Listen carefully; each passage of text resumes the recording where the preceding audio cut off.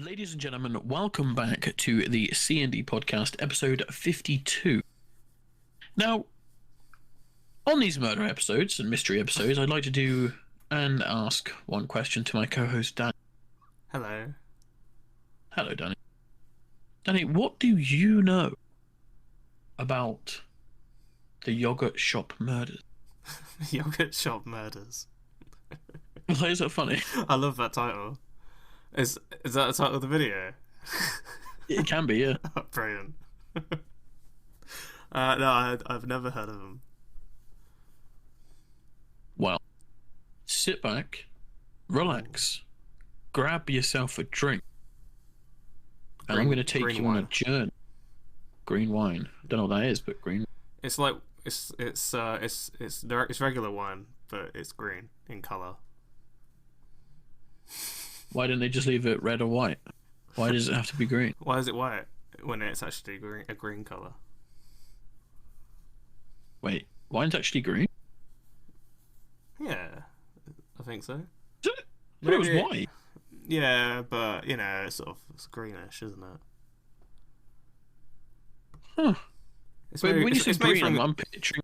It's made from green grapes, so why is it called white wine? See. Yeah, when you picture that, I'm thinking proper fluorescent green. Hulk. Yeah. He's got Hulk wine. Yeah, Hulk wine. No, Anyway. I've just got white wine. It's fine. Proceed. Fair. Sorry. So, let me tell you about the yogurt shop murder. Are you ready? Oh, is that the jingle? No, the jingle starts now. Oh, okay, I can hear it. It's coming for us. So, December 6th, 1991. 4 girls were working and hanging out at a place called I Can't Believe It's Yogurt. It's a shop in Austin, Texas. Okay. The 4 girls in question was Jennifer Harbinson, who was 17, working a shift at the time. Eliza Thomas, 17, also working a shift at the shop. Yep. Sarah Harbinson, the Jennifer's younger sister, she was 15. And Amy Ayers, 13, friend of Sarah's, who's just tagging along and chilling out as well. Okay, so she's not employed there then? No, there's 2 people working there. Of legal age. No, probably not. I mean, that's child labour, that isn't it? Yeah. Okay. Just before midnight on the 6th of December 1991, firefighters received reports of a fire at the yogurt shop. Dear. They responded. After tackling a blaze, they walked into the shop and found the girls bound, gagged, and shot in the back of the head and stacked on top of another. Wow. The fire had reportedly been obviously set to destroy evidence. Ooh. Early investigations into the crime and evidence found at the time, there was bullets and casings. It was a .22 caliber round, and the ammunition was recovered. Much of the physical evidence was destroyed or contaminated, obviously because of the fire. The register was found open and money missing, but investigators had debated whether it was just a cover-up for the actual crime or if the money had burned, or they weren't too sure. Yeah. There was DNA samples taken from the bodies. However, initially it was unusable. In 1991, it was just the start of physical DNA being a thing, I believe. Yeah. However, later advancements had revealed male DNA on scene, but suspects at the time didn't match any known persons of interest. Now, the reason there's not much of a story is because people don't really know what went on, but the interesting part about this case is why I wanted to cover it. There was recently a documentary that came out that I watched, and it was very interesting because a lot of the suspects named I have written down here, and I've researched it a little. Okay. into the different suspects. I've picked kind of three that I think are most likely. And I've also got some theories as well. So we'll go. That's probably going to be the bulk of it. Just working for there because it's not a much of a story. All right. Yeah.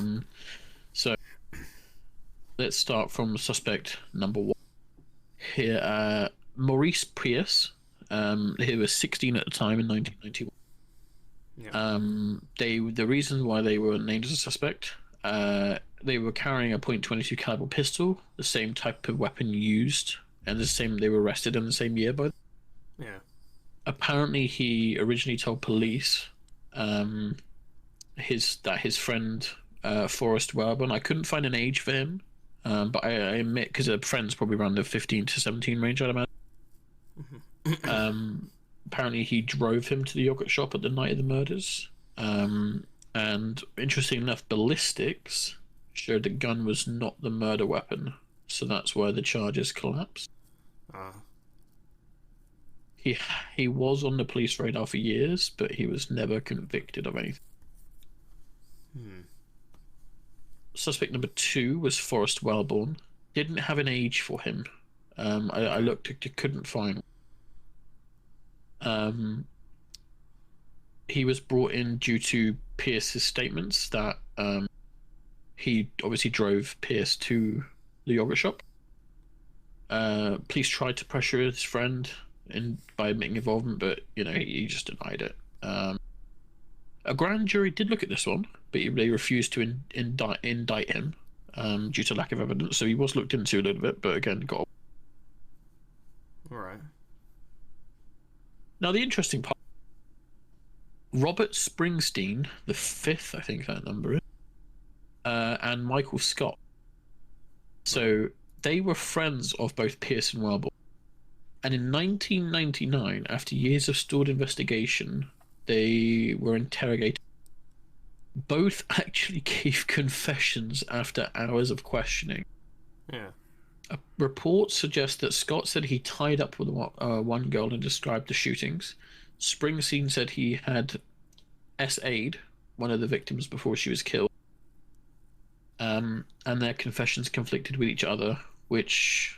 and unfortunately with the crime scene facts, because obviously the facts of them, what they said didn't match up with Yeah. The crazy thing is, the prosecutors went, yeah, it doesn't match, but we'll try them anyway. So they were tried. Okay. So the trials lasted a year between 1999 and 2000. Interestingly enough, Robert was actually convicted of the murder, sentenced to death, and Michael Scott was convicted as well, but he was sentenced to life. Now, the problems with is the defending attorneys or the defense suggested that it was coerced confession. So both Scott and Springsteen had recanted while in prison, saying that the detectives pressured them with threats, leading questions. There was some constitutional issues as well. So the state used each man's confession against the other, but neither could cross-examine the other in court. This did violate something called a Sixth Amendment right. I don't know what that right is, but it violated. We have to ask some Americans. You just went to America, you don't know. No, I actually don't know what. Did you look up your amendment rights when you were there? I didn't actually. Crazy. DNA evidence by the 2000s. Forensic tests found male DNA on one victim's body and another evidence. This DNA did not match Scott, Springsteen, Priest, or Welborn, so it wasn't any. By DNA evidence suggests it wasn't any of them, which is even weirder to me. Yeah. So did that guy get death then? Oh, you're about to find out what happened. Oh, I fucked around today. In 2006, Springsteen's conviction was overturned. The guy who got sentenced to death. Okay. 2007, Scott's conviction was overturned. The guy who got sentenced to life. And in 2009, they were both released from prison after nearly a decade. Wow. According to prosecutors, apparently the prosecutors admit that the unknown DNA profile excluded them. Sure. crazy, right? Now, the DNA is the biggest mystery. So the biggest clue was the male DNA on the evidence of the victims. It doesn't match any four suspects. It also hadn't matched anyone in the FBI's CODIS database, which is the database that they hold all of the DNA evidence. And that basically is it. There's some alternative theories. People have speculated that it was a robbery gone wrong. Some believe that the murder started as a robbery attempt. The cash register was open and money went missing. The girls may have been killed to eliminate witnesses, but the extreme violence, it feels far beyond it, in my opinion. Yeah. Some people are speculating that it was gang or group involvement. Again, yeah, it's hard to say if it's one person or if it's a group. But yeah, it's a lot to happen to like one area, you know, for one person to do it. That was my kind of feeling as well. It's like it's a lot for one person. Yeah, like you could like, you know, shoot someone and then, you know, you should probably run away because of the gun sounds, you know, like it's a lot to then you know, throw them all into a pile or whatever and then burn the place down and steal the money and unleash rounds. It's just a lot. I could see maybe if it was like a couple of like maybe 2 or 3 people, maybe one of them fucked up and then the others had to cover it by making the fire and killing all the witnesses. I see your point. Yeah, maybe it was like a cover up. Maybe it went too far or something. Maybe one of them fucked up and went too far with it, and it was like, oh great, now we have to clean, you know. But they didn't clean up very well because they probably should have picked up the bullet shells and, you know, not essayed one of them and left DNA evidence in them. Like, yeah, that's a bit weird. Yeah, it's not good. Like with all good theories, though, there is a supernatural element. I read one theory on Reddit when I was researching this that apparently an alien did it. Oh, right. Okay. Yeah. Would you like to know the shortened version? Because this was quite a lot of typing, and I didn't really want to note a lot of it down because it's such a stupid theory. I don't mind. I'm fully invested in the alien theory, so let's go full. Well, you know, add as much detail as you want. Let's put it that way. You don't have to summarize it. Yeah. I'm going to summarize it because when I say it's paragraphs upon paragraphs and on paragraphs, I'm not joking. But handily, they left a TLDR at the bottom. Would you like me to read that? Yeah, let's go for that. Personally, it is my belief that this was done by extraterrestrials. All right. Starts off great, I know. Starts off. This has happened a few times over the course of human history. However, people in government seats do not often recognize this as an actual threat facing human existence. It's getting better. People often speculate and believe that situations like this often are led to unsolved cases. However, in my experience researching I've lost my place. In my experience researching phenomenon like this, I have understood in my time that sorry. It's funny reading this synopsis. I know I've got to be serious, mate, but when you're reading this bollocks. That's what we're here for. We're here to read the bollocks. I just said in my time. You should see the next line. I too have once had an encounter of people of not this world. Wait, people of not this. Yeah, they've spelled that. It just goes to show the mental. No, that's it. I mean, it's correct. People of not this world. Yeah. Yeah. It might be like a dialect thing, like, you know. Didn't you say it was Texas or something? Huh? Where was this place? Yeah, Texas, yeah. Yeah, Texas, yeah. Yeah, I could see a Texan saying that. Fair enough, okay.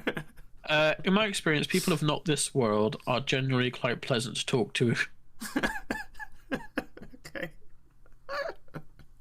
Sorry. That's brilliant. Is that what you couldn't read it? Yeah. God. What the authorities... Sorry, hang on. I've lost my place. What the authorities fail to realise, in my experience of meeting these people, like I said previously, these people are likely to do such matters and take into their own account. My belief... That makes no sense. My belief is that these guys were hoping for a peaceful introduction. All four girls lashed out and attacked them, leading to them to defend themselves.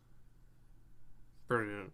My favourite comment on is the comment below. It just says, "Are you high?" Yeah. How many upvotes does this have? What, the post? Yeah. 74. Nice. Great. Okay, we've got fucking idiots in the world. I love it. Oh, they've got a second TLDR. All right. Thanks for the upvotes. Really appreciate all the support and feedback, and the people like-minded as myself agree to these posts and believe. Follow me for more. Lovely. Nope. Delete. But yeah, no. The reason why it's still unsolved is... Yeah, caught the alien. Yeah. The fire destroyed critical evidence, coerced confession. The most likely theory is murders were possibly committed by two or more people, like you said. Yeah. They may have started with robbery, but escalated to SA and murder. I mean, it's quite an escalation. Oh, 100%, mate, yeah. I think they went in with that intention. Yeah. I think for me, the scariest part is the DNA proof someone was there. Someone who's never been caught, but most people think it was at least two guys that came in near closing. But until the DNA matched, they're just still out there.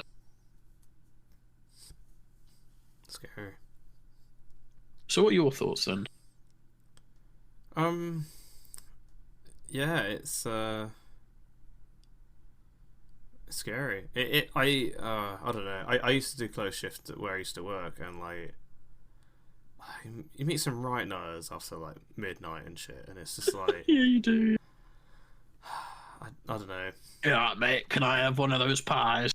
Yeah, just I'll give you 50 quid and you can make me some food. Yeah, no, Hey, fuck yeah, but here's a small one. No. It's when they're pressed up against the glass and shit because the doors are locked, and you're like, oh, just fuck off.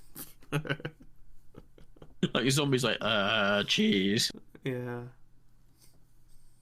So, it is generally like it is quite scary sometimes. But no, it's man, it's such an escalation though. I don't understand like, The thought process. Yeah, like I said, like maybe something went wrong, but then just go to like SA. Do you want to know why I think it's a good thing that me and you can't understand this? It means that me and you would never stoop to that level. Like, yeah. It means that we don't have those intentions no matter what we do. And I think a lot of people can resonate. So I was like, I think that's why people find murder documentaries and things like that, is because we could never fathom doing something so barbaric that was just so fascinated by it. Do you know what I mean? It's like we could never experience that level of psychosis. Yeah, it's just fascinating to just ponder and just think what they could be thinking at that time. There's no logic behind it at all, really. But yeah, like you say, in a way, that's what kind of makes it fascinating, because you're like, how does this person tick? Yeah. It's like, how has it gone from robbery? Even if it was a robbery first, they could have gone in with the intention of doing what they did first, and then secondly, look, a register, I'll have that. Oh, just on the way out of setting the fire. Oh, let's just take some money. Like, what's the harm? Yeah. Yeah. It's all going to go and burn anyway, yeah. Yeah, I could see that as well. Yeah, why not? Just yeah. Yeah, the Robbie might have been the last thing on the mind, you know? Like, yeah. Yeah, no, 100%. What I can tell is after the murders, the yogurt shop was a crime scene for months. Yeah. Business closed permanently, as I'm sure it'd be very hard to get new workers in. And the site sat vacant for years.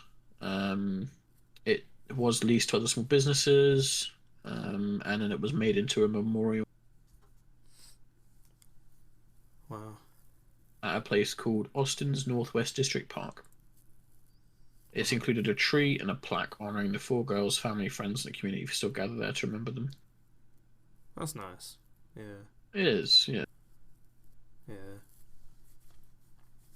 Wow. But yeah, I think the moral of the story there is there's some fucking absolute nut jobs that believe in aliens. I thought the moral of the story was to be friendly to aliens.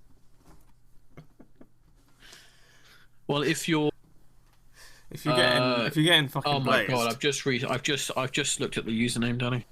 Yeah. America Proud 747. Yeah, I told you. It was I think Texan. we'll leave it there. I think that's enough. Enough podcasts for 1 week and internet for 1 week. I'm gonna close that down. I don't want to see that get on my line. Yeah. Anyway, thanks for this week's podcast. Oh dear. We will see you. Yeah, we will see you in episode 53. Which, do you have any idea what we're doing yet, mate, or is I going to leave that nice surprise? Let's leave it as a nice surprise because I don't know. Honestly, AKA, we're not sure either. But let me just look at my calendar real quick. Yes, our best friend Ed Sheeran is releasing an album, so that'll be in 2 weeks. He is. That'll be in my week then. Yeah, it will be. Yeah.